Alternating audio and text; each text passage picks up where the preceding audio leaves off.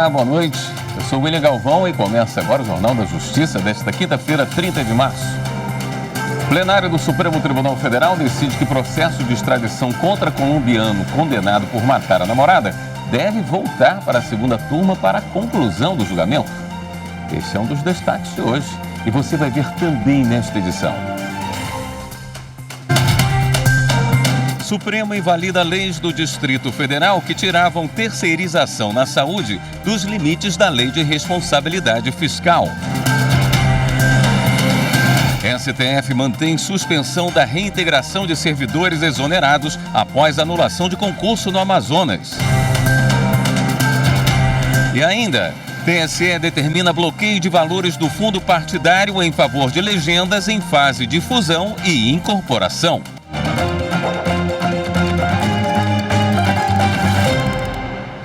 O plenário do Supremo declarou inconstitucionais dispositivos das leis de diretrizes orçamentárias do Distrito Federal para os exercícios financeiros de 2017 e 2018, que excluíram dos limites da Lei de Responsabilidade Fiscal gastos com contratos de terceirização na saúde pública. A ação direta de inconstitucionalidade foi proposta pela Procuradoria-Geral da República. Em voto pela procedência do pedido, a relatora da ação, ministra Rosa Weber, explicou que, ao excluir os gastos com contratos de terceirização, as regras distritais acabaram por ressignificar preceitos da Lei de Responsabilidade Fiscal. Segundo o entendimento da ministra, ficou configurada a invasão da competência da União para estabelecer normas gerais sobre direito financeiro e orçamentário. O voto foi seguido por unanimidade. O plenário do Supremo Tribunal Federal decidiu que o processo de extradição contra o colombiano condenado por matar a namorada deve voltar para a segunda turma para a conclusão de julgamento. Acompanhe os detalhes do caso na reportagem de Marta Ferreira. O caso envolve o pedido de extradição de Jaime Henrique Cormani. O colombiano matou a namorada Nancy Mestre quando ela tinha 18 anos. O crime aconteceu no dia 31 de dezembro de 1993, em Barranquilha, na Colômbia. Nancy foi hospitalizada com lesões em todo o corpo, indícios de violência sexual e um tiro de revólver na cabeça e acabou morrendo 8 dias depois. Em 1995, a Justiça colombiana condenou Jaime pelos crimes de estupro e homicídio, mas ele fugiu. Foi encontrado em 2017 no Brasil, em Belo Horizonte, e preso em janeiro de 2020. O pedido de extradição chegou ao Supremo e foi analisado na segunda turma em setembro de 2020. Os ministros Edson Fachin e Ricardo Lewandowski entenderam que a pena do crime de homicídio estaria prescrita no Brasil. Para o ministro Gilmar Mendes e a ministra Carmen Lúcia, o prazo prescricional teria sido interrompido porque o colombiano cometera outros crimes após a condenação. O ministro Celso de Mello, quinto integrante do colegiado à época, estava ausente por licença médica. Com o empate, prevaleceu a corrente mais favorável ao réu. A decisão transitou em julgado em 2021, quando foi expedida a ordem de liberação imediata do acusado. A família, então, entrou com uma nova ação no STF para reverter a decisão e o caso foi levado a plenário. Os ministros analisam se, diante do empate na votação perante a segunda turma, seria necessário adiar o julgamento da extradição para esperar o voto do ministro ausente por motivo de licença médica. O relator é o ministro Alexandre de Moraes, que destacou que as normas legais e regimentais dão solução para os casos de desempate e assim votou pela procedência da ação rescisória. A ideia da legislação processual penal e processual civil é: vamos evitar o empate, vamos adotar o critério da decisão majoritária, em sendo possível, obviamente. E aqui era possível, porque estava ausente momentaneamente naquela sessão, naquela semana da sessão virtual, por licença médica, o ministro Celso de Mello, que voltaria logo após. Sobre esse dispositivo do artigo 615 do Código de Processo Penal, que diz: o tribunal decidirá por maioria de votos, adota expressamente o critério majoritário, e no parágrafo 1º diz que há necessidade do voto de qualidade, se houver possibilidade de desempatar, o próprio Supremo Tribunal Federal, em 97, HC de relatoria do ministro Maurício Correia, referendou exatamente isso. O ministro Nunes Marques, revisor da ação rescisória, divergiu do relator. A República da Colômbia sequer participou do presente feito. Inclusive, porque o autor, conquanto tenha mencionado, en passant, na petição inicial, a condição de interessada que teria o Estado da Colômbia, deixou de requerer a citação daquela entidade de direito público. Como já mencionei, é incerto até se o referido Estado estrangeiro tem interesse no prosseguimento da extradição, uma vez que não participou da presente demanda. A sessão plenária do STF terminou agora há pouco. A repórter Marta Ferreira acompanhou o julgamento e traz mais informações para a gente. Oi, Marta, boa noite. Boa noite, William. Boa noite a todos. Na sequência da sessão, o ministro Gilmar Mendes, que pediu destaque nesse julgamento, apresentou o voto dele acompanhando a divergência aberta pelo ministro Nunes Marques, entendendo que deve ser mantida a decisão da segunda turma e assim negado o pedido de extradição. Mas acabou prevalecendo o voto do relator, o ministro Alexandre de Moraes, que decidiu que os autos eles devem ser encaminhados para a segunda turma para que seja colhido o voto do quinto integrante da segunda turma e assim haja o desempate e a resolução desse caso concreto. Vencidos os ministros Nunes Marques, Gilmar Mendes e Ricardo Lewandowski. William. Obrigado pelas informações, Marta. O Supremo Tribunal Federal referendou por unanimidade uma liminar da presidente da Corte, ministra Rosa Weber, que suspendeu a reintegração de cerca de 140 pessoas aprovadas no concurso público do município de Maués, no Amazonas. O concurso foi alvo de denúncias e as irregularidades confirmadas pelo Tribunal de Contas do Amazonas. As informações com o repórter Renato Rosa. De acordo com o processo, entre 1998 e 1999, a Prefeitura de Maués fez um concurso público para preencher vários cargos. Em 2001, a nova gestão municipal começou a apurar denúncias de irregularidades, anulou o concurso e os servidores nomeados foram exonerados. As irregularidades foram confirmadas pelo Tribunal de Contas do Amazonas em 2009. Segundo o TCE, o objetivo do concurso foi privilegiar servidores irregularmente vinculados à prefeitura. O edital não exigia escolaridade nem prova escrita para muitos cargos, bastando entrevista e teste prático. O caso motivou muitas ações e decisões judiciais. Em fevereiro deste ano, o Tribunal de Justiça do Amazonas determinou a reintegração de cerca de 140 servidores no prazo de 48 horas.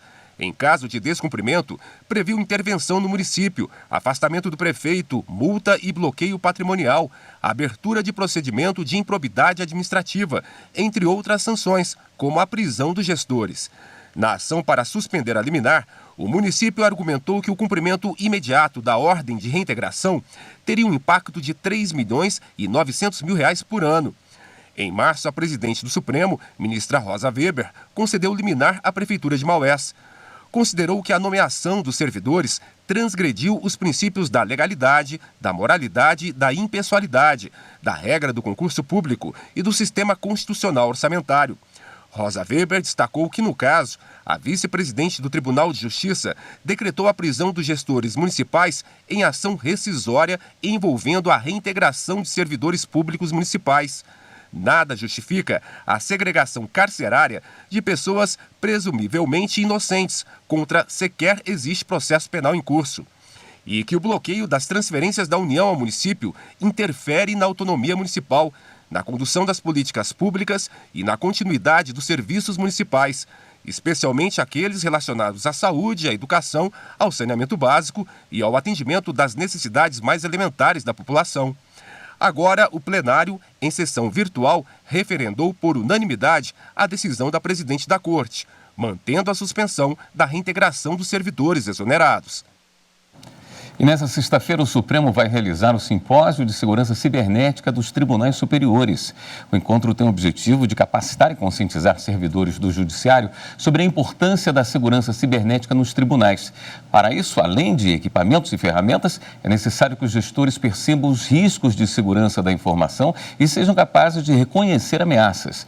Na programação estão previstos o compartilhamento de boas práticas em segurança da informação, riscos de segurança cibernética no processo processo judicial, tendências da segurança cibernética no Brasil, entre outros assuntos. Mulher que sofreu abuso sexual durante consulta médica na adolescência será indenizada por Conselho Regional de Medicina. Os detalhes no próximo bloco. Até lá.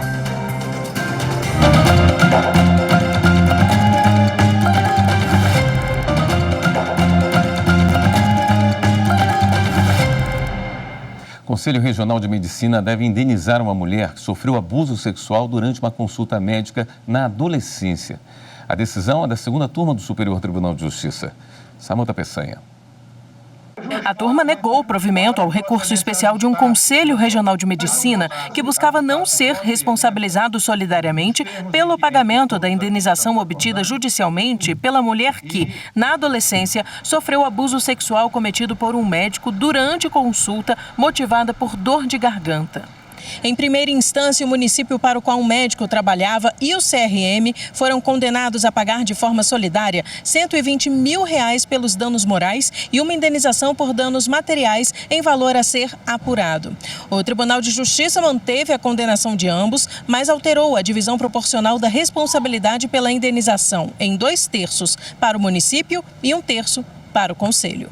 Em recurso especial ao STJ, o CRM alegou que não está entre as atribuições do órgão exigir atestado de sanidade física e mental para o exercício da medicina e que eventual providência só por meio de denúncia por violação do Código de Ética Médica, o que, segundo afirmou, não teria ocorrido no caso.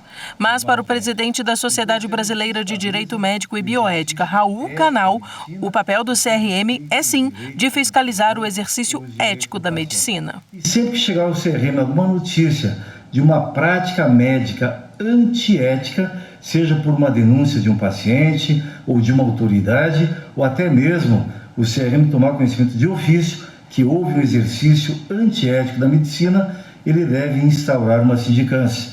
Se na sindicância houver indícios de infração ética, instaura-se um processo ético profissional. O relator, ministro Francisco Falcão, apontou que, de acordo com as informações do processo, o médico havia demonstrado comportamento fora dos padrões profissionais antes de se inserir de forma definitiva na atividade, tendo sido expulso de 2 residências médicas. Para o ministro, partindo do princípio de que um conselho profissional busca também a prevalência de profissionais registrados com condutas éticas, não é possível superar a conclusão do TJ a respeito da conduta omissiva, do nexo causal e do efetivo dano suportado.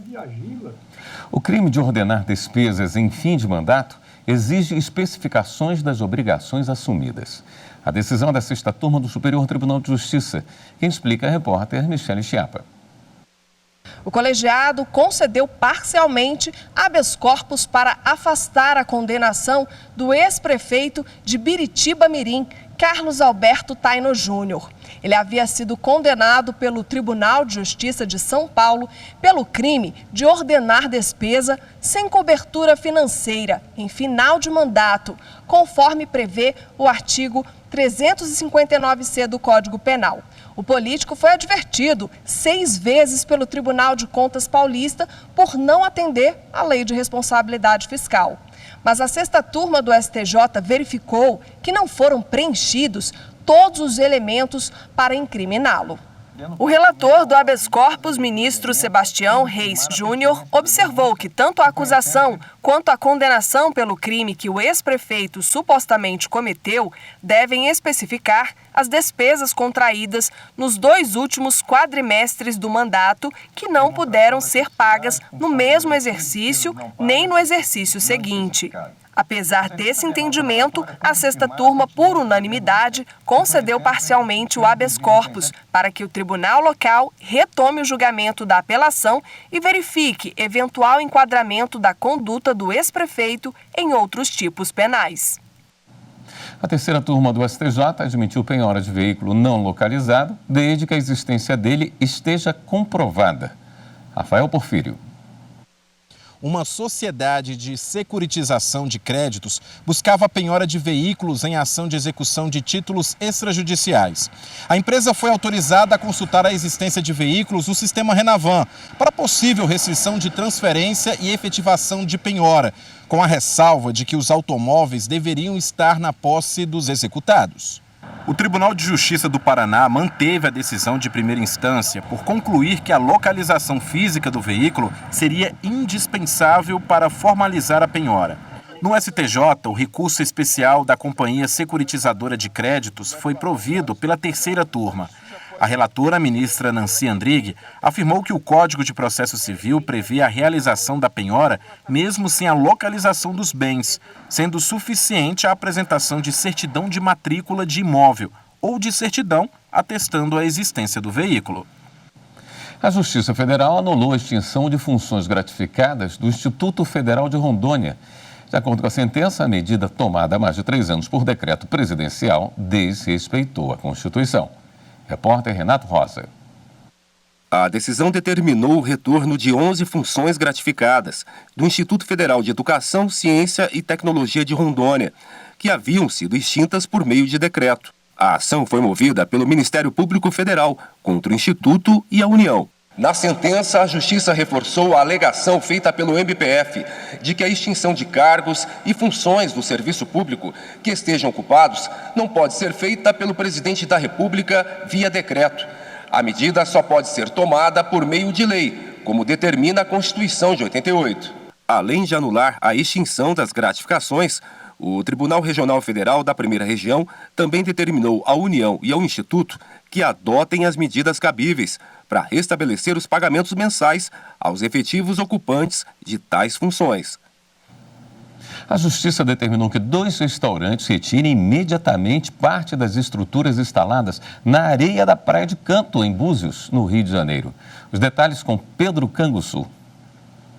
A pedido do MPF, a Justiça determinou que 2 restaurantes retirem imediatamente parte da estrutura montada na areia da Praia do Canto, em Búzios, no Rio de Janeiro. A medida é pela preservação da área e a garantia do acesso de todos à praia. Segundo a legislação, as praias são bens de uso comum do povo e não estão sujeitas a qualquer tipo de apropriação para uso particular. A Prefeitura está obrigada a suspender autorizações já concedidas para essa finalidade. O Ministério Público quer que a Justiça determine a demolição de toda a estrutura, incluindo rampas, escadas e decks. A ação pede ainda uma multa de R$ 150 mil aos restaurantes por dano ambiental, além de medidas para repor bens socioambientais perdidos em decorrência de ações diretas ou indiretas do empreendimento.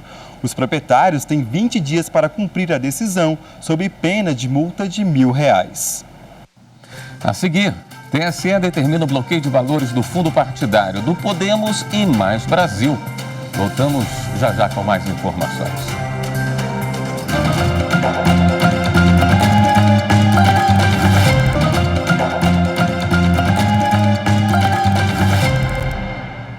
O Tribunal Superior Eleitoral determinou nesta quinta-feira o bloqueio dos valores do fundo partidário do Podemos e do Mais Brasil. O dinheiro vai ficar bloqueado até que o TSE analise a incorporação do PSC pelo Podemos e a fusão entre Patriota e PTB, que podem dar origem ao Partido Mais Brasil. O plenário seguiu o voto da relatora, ministra Carmen Lúcia. Vossa Excelência, senhor presidente, em 19 de janeiro deste ano, com base no artigo 17 do Regimento Interno desta Casa, deferiu a liminar para determinar o provisionamento, a preservação e bloqueio dos valores referentes aos acréscimos aos duodécimos dos recursos do fundo partidário em tese devido ao Podemos, como partido incorporador, decorrentes do aumento de sua representação na Câmara, Câmara dos Deputados pelo cômputo dos votos válidos obtidos pelo PSC também nas eleições para a Câmara, a partir de 2023 até o julgamento da averbação. Nesta sessão plenária, os ministros ainda decidiram arquivar os processos sobre suposto recebimento de valores da Petrobras pelos partidos PP, PT e MDB. As ações eram relativas à Operação Lava Jato e foram arquivadas por falta de provas. A Embrapa e o Sindicato Nacional dos Trabalhadores de Pesquisa e Desenvolvimento Agropecuário celebraram um acordo coletivo de trabalho para o biênio 2022-2023. O ajuste ocorreu em uma reclamação pré-processual conduzida pelo vice-presidente do TST, ministro Aloysio Corrêa da Veiga. A reportagem é de Evne Araújo. O acordo tem cláusulas que contemplam reajuste salarial, auxílio alimentação, antecipação do 13º salário, adicionais de insalubridade e periculosidade, auxílio creche, acessibilidade, entre outros pontos. Na audiência, o vice-presidente do Tribunal Superior do Trabalho e do Conselho Superior da Justiça do Trabalho, o ministro Aloísio Corrêa da Veiga, reforçou o compromisso do TST em solucionar conflitos por meio da conciliação. A presença do tribunal nessas reclamações pré-processuais, ainda sem o processo, é a confiança das partes no Poder Judiciário. E a autonomia da vontade, quer dizer, a força das partes para solucionar o conflito, que é o melhor método, que é o método consensual para resolver, né, as suas divergências. E esses princípios aí consagrados da ética, da lealdade, boa-fé, resgatam o que nós chamamos de diálogo social. A diretora de Pessoas, Serviços e Finanças da Embrapa, Mara Rocha, também ressaltou a maturidade conquistada no decorrer do processo. A gente vê assim mesmo, a gente sendo estimulados a ter esse diálogo constante mesmo, junto com as bases e com quem nos representa, sindicato, empresa, cada uma, como a gente coloca sempre, né, a questão das responsabilidades que cada instituição tem, mas na forma de congruir esses interesses, essas iniciativas em prol tanto da sociedade quanto dos empregados e das instituições. A celebração do acordo ocorreu depois de 11 meses de debates. Para o presidente do Sindicato Nacional dos Trabalhadores de Pesquisa e Desenvolvimento Agropecuário, Marcos Vinícius Vidal, o resultado da conciliação foi além das expectativas da categoria. A entidade conseguiu, inclusive, abrir caminho para a negociação das demandas coletivas dos trabalhadores no próximo ano. Durante a negociação e aqui também na mediação, nós elencamos algumas cláusulas importantes que servirão já para o próximo acordo, né, como cláusulas prioritárias nessa discussão. Graças a essa discussão e essa mediação feita aqui no Tribunal Superior do Trabalho. A presidente do Tribunal de Justiça de Mato Grosso, desembargadora Clarice Claudino da Silva, participou do lançamento do livro Família e Sociedade, Passo a Passo, volume 7, uma perspectiva multidisciplinar de transtornos, distúrbios e deficiências. A desembargadora é uma das coautoras da obra. Confira na reportagem de Fernanda Fernandes. A 7ª edição do livro Família e Sociedade Passo a Passo aborda de maneira multidisciplinar os mais diversos transtornos, distúrbios e deficiências que acometem o homem. E o lançamento do mais recente exemplar reuniu, além de convidados, grande parte dos 47 profissionais de diversas áreas responsáveis pela obra, que demorou 2 anos para ser concluída. Vários profissionais, né, olham para essas demandas, cada profissional na sua especificidade. Eu, como psicóloga clínica, também com o olhar da pedagogia.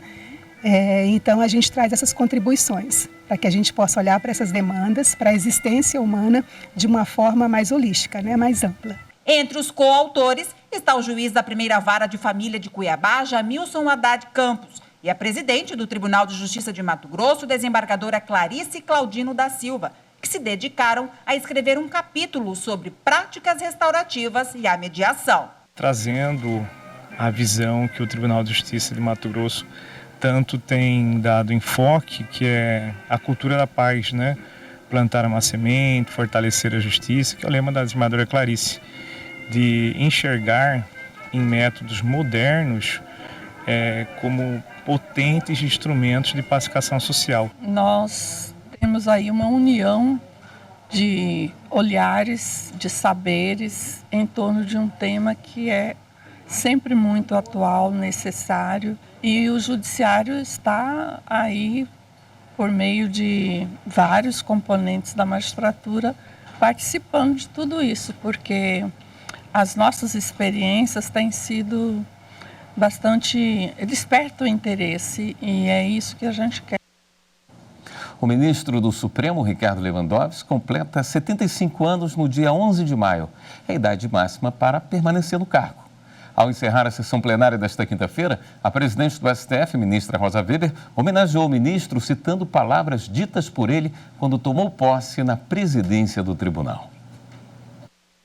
Nós temos um sonho, o sonho de ver um judiciário forte, unido e prestigiado, que possa ocupar o lugar que merece no cenário social e político deste país. Um judiciário que esteja à altura de seus valorosos integrantes e que possa colaborar efetivamente na construção de uma sociedade mais livre, mais justa e mais solidária, como determina a Constituição da República, a qual todos os magistrados brasileiros, de forma uníssona, juraram respeitar e defender. Fecho aspas.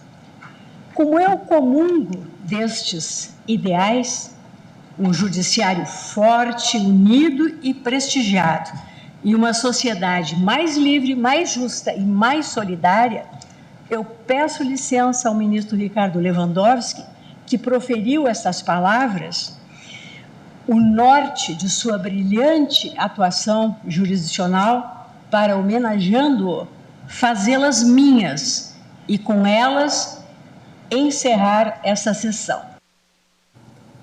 O ministro Ricardo Lewandowski confirmou há pouco que esta foi realmente a última sessão dele aqui no Supremo Tribunal Federal. Esta edição do Jornal da Justiça fica por aqui. Obrigado pela sua companhia. Até amanhã.